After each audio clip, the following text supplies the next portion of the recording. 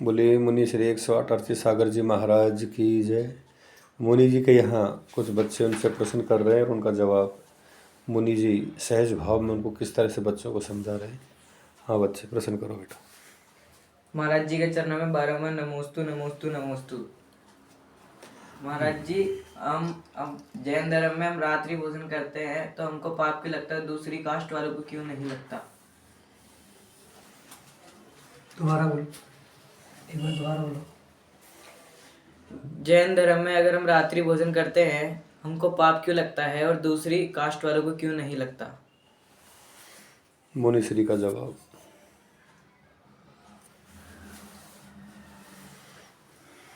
बोलिए देवा।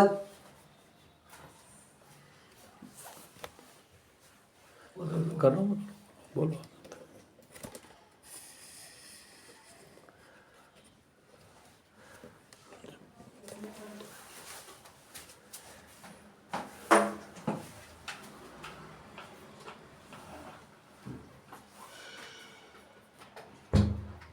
हेलो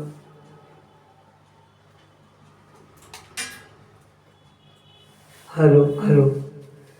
बोलिए देवादिदेव श्री आदिनाथ भगवान की, 24 तीर्थंकर भगवान की, 3 करोड़ 9 करोड़ मुनिराज की, अहिंसा विश्व धर्म की, द्वादशांग जिनवाड़ी माता की, आगम वाणी माता की, जैन धर्म की। आपका क्वेश्चन बहुत अच्छा है कि मिथ्यात्व में हम लोग क्या करते हैं कि आपका क्वेश्चन का मैं क्या दिया है कि हम लोग जब भोजन करते हैं रात को तो हमको पाप लगता है और अन्य समाज के लोगों को पाप क्यों नहीं लगता। ऐसा नहीं है। सिद्धांत जो है, जो नियम है, वो आपके लिए नहीं बनाए, जैनियों के लिए, अजैनियों के लिए नहीं बनाए, सब जीवों के प्रति बनाए हैं। सब जीवों के प्रति है ये। इसलिए जो ये काम कर रहे हैं सबको दोष लग रहा है। ऐसा कोई नहीं है जिसे इसका दोष नहीं लग रहा।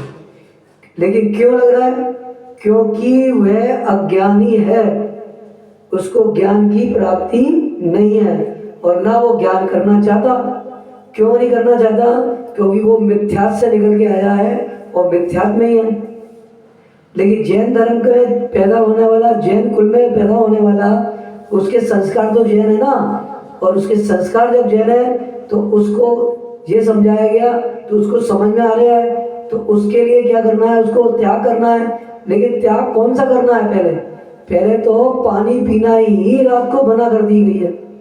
क्यों कर दी गई है? कि पानी पीना खून के बराबर है और अन्न खाना मांस के बराबर है, ऐसा आगम में आया है। तो कोई भी धर्म ऐसा नहीं है। आगम में लिखा है कि हिंदू धर्म, मुसलमान धर्म, ईसाई धर्म के जितने भी पूर्वज हुए हैं उनने जैन धर्म की ही सिद्धांतों का अपनाया है। लेकिन कितना अपनाया? उतनी शक्ति के अनुसार अपनाया। महाव्रती कोई नहीं हर कोई थोड़ी बनता है। महाव्रती वही बनते हैं जो का भव से बहुत पुण्य कर्म के उदय से आते हैं और पूर्णतः उनका स्वस्थ अच्छा होता है। उनकी तपस्या में कहीं और ज्ञान में कहीं भी कमी नहीं होती। लेकिन अज्ञानता कहाँ चल रही है?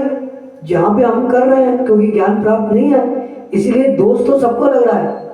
लेकिन कोई समझ रहा है, कोई नहीं समझ रहा। आप समझ रहे हो कि जैन धर्म में पैदा हुए हैं, हम जैन कुल में पैदा हुए हैं, इसलिए हमें दोष लग रहा है क्योंकि तुमने आचार्यों के, आरिकाओं के द्वारा, मुनिराज के द्वारा, माँ बाप के द्वारा, भाई बहनों के द्वारा, सगे साथियों के द्वारा सुन लिया, जिनवाणी में पढ़ लिया, तो दोष तुम समझ रहे हो, इसलिए तुम्हारे को दोष लग रहा है, उनको भी दोष लग रहा है। उनको तो महादोष लग रहा है क्योंकि वो मिथ्यात्व से आए, मिथ्यात्व में जाएंगे, सम्यक में नहीं जाएंगे। सम्यक में तो उनको बहुत पुरुषार्थ करना पड़ेगा। ये जैन धर्म किसी का आलसी आदमी का, प्रमादी आदमी का नहीं है। प्रमाद और आलसी आदमी कभी जैन धर्म को स्वीकार कर ही नहीं सकता, क्योंकि आलस और प्रमाद कहीं नहीं बताया।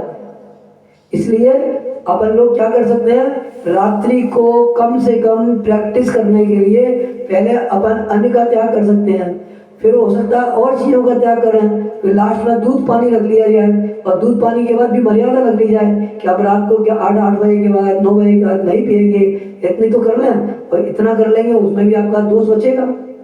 और सबसे बड़ी बात है, अगर तुम्हें 6 बजे के बाद सूर्यास्त के पहले पहले खाना है तो तुम कभी बीमार नहीं पड़ सकते, कभी भी,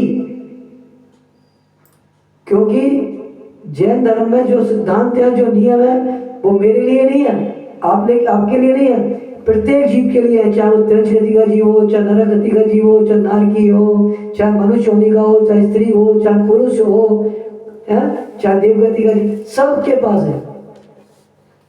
इसलिए कई मिथ्या में पैदा हुए और वो मुनिराज बन गए, जैसे योगेंद्र सागर जी मिथ्या में पैदा हुए, कुमुद चंद्र आचार्य स्वामी वो भी मिथ्या में पैदा हुए, कई संत ऐसे हैं जो मिथ्या में पैदा हुए, लेकिन बाद में उनको क्या हुआ, ज्ञान हो गया, और ज्ञान हो गया उन्हें सम्यक दर्शन हो गया, सम्यक दर्शन होते ही ज्ञान हो जाएगा, और फिर उन्होंने चारित्र को धारण कर लिया।